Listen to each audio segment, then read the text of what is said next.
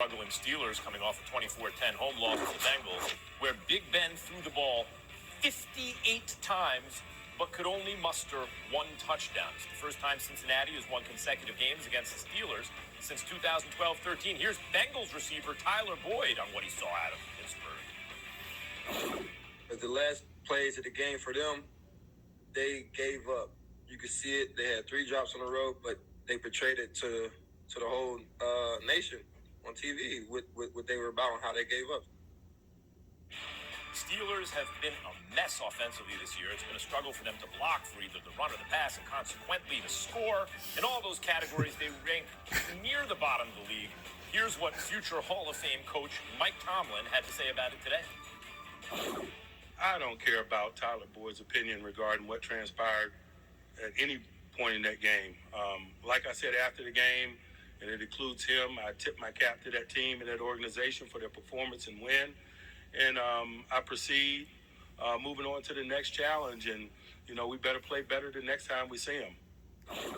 Let's bring back Dominique Foxworth. And you can see Ryan Clark has now turned into Jeff Saturday. Yes. Since their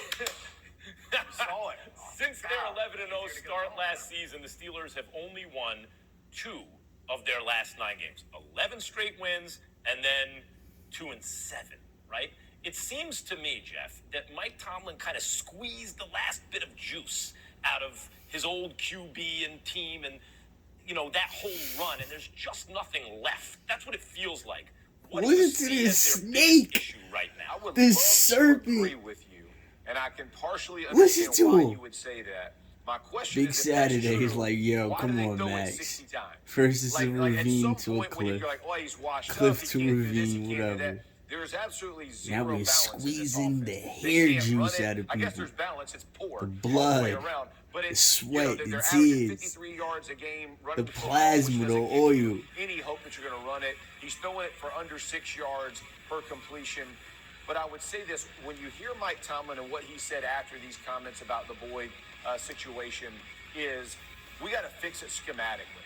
And what does that mean? That means whether you have to get into big personnel, bring tight ends in, put Watt back there at fullback, and allow them to become a kind of what New England did 4 or 5 years ago. Remember when they kind of reverted back to old school football?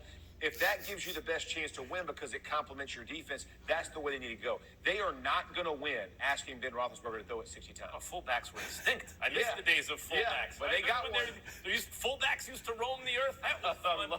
Nick, it seems like it's hard for me to imagine a Mike Tomlin team with an awful record. He's never been less than 8-8, even without a quarterback. But I look at the schedule. Where are these wins going to come from? They're going to have to get some wins in the You see those eyes? You see the sleep that he's losing? The bags? He got the Paul Pierce bags after they stab it in the club. He must feel my energy running on his ass. You see him trying to shoot away? And I got more videos of my cat and him having same action like before, like the one I posted. He's in a situation where it doesn't complement them. So he can't throw it deep. So the defense comes up. And the defense coming up makes it tougher for them to run. So they need to be able to attack down the field or at least threaten that. And they can't do that right now. And the O-line hasn't gotten any better. Now, I love that. I will say this, though. Like, watching that Cincinnati game, they rushed 3 and dropped 8, which means they have 3 defensive linemen coming and 8 people going to play coverage. Like, at some point, try some. you got to run. Like, you can't block the run. I mean, they can't block for the run. That does not. They draft a running back, but they don't fix the line. They can't. What did they draft? I was about to cat. He had 100 yards. He had 100 yards. 14 catches or something? Yeah, 14 catches and 100 yards receiving. Doesn't get any easier. They have a tough road game. I'd call it a tough road game this Sunday against Aaron Rodgers and the Packers. Tough. Very. From the NFL to a big one Saturday in college football. Number 12, Ole Miss will go to I hate that motherfucker. Alabama this He's Saturday. been thinking Ole Miss about me for years. I'm not scared of him at all. I hate him so much. It's just it's timing. It's just perfect timing. And I need a vacation. Because you know why? Even if I don't watch the asshole, I know where it's coming from. So it's better if I watch so I know where it's coming from. Alabama quarterback and SEC network analyst. Greg, we saw Florida challenge Alabama 2 weeks ago. Now Ole Miss is coming in to face the Crimson Tide with Heisman candidate Matt Corral. Do you think they can challenge Bama Saturday? I don't care what anybody says. I think last year Max was a good Kellerman indicator of is just how a nigger. dangerous this Ole Miss I don't team can be, care. Max, it's a group with a Heisman contender, and obviously right now a Heisman favorite. He's Matt very Corral, ignorant. a really No, he's talented group of wide niggardly. receivers Like, on the no, I don't outside. care. Now I A lot see of what really it. Now I capable faces understand the in backfield, like language. Jerry Ely.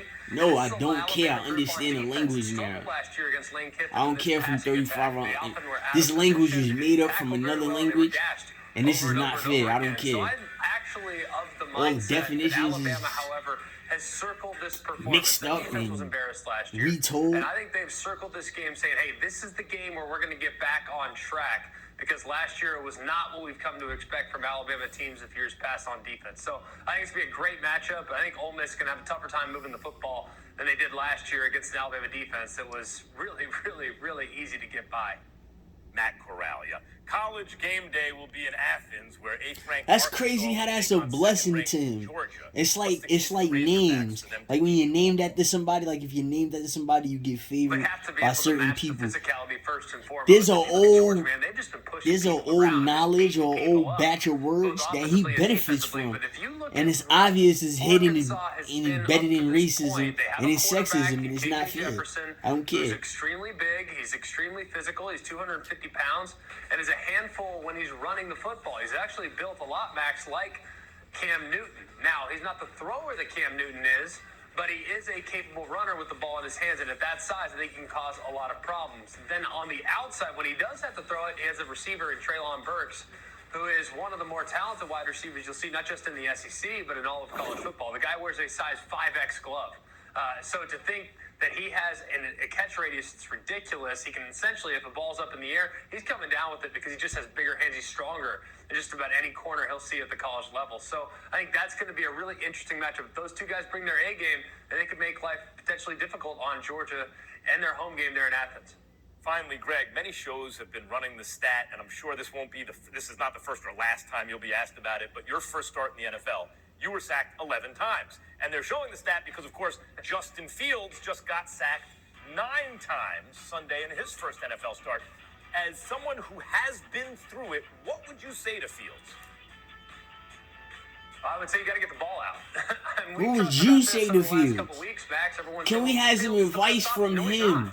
Because Fields is slow to process at this point of his He development. has no advice, no IQ on any sports. When I was thrust in the lineup that day, Not to I break didn't get it bread, out quick homie. enough. I mean, some of the sacks were my fault. Some of the sacks were the offensive line's fault. But together, we didn't do a good enough job getting the ball out on time. I think Justin could obviously learn an awful lot from that as well. People are blaming Matt Nagy. Yeah, he certainly holds some of the burden of making sure his quarterback's comfortable. But that's really a lot more than just Matt Nagy. It's a lot more than the offensive line. It has a lot to do with Fields as well. He's extremely slow getting rid of the football, always has been, and that's going to be something he needs to address because it's not going to get any slower with the teams he faces in the future. As long as you have the arm strength and you're accurate enough, the most important, that's a prerequisite, but how fast do you make decisions and how good are the decisions you make, right? Tough for a young quarterback who gets rid of it slowly. Thanks, Greg. You can watch Arkansas and Georgia at noon Eastern on ESPN Saturday. Coming up after the Cowboys' huge win on Monday night,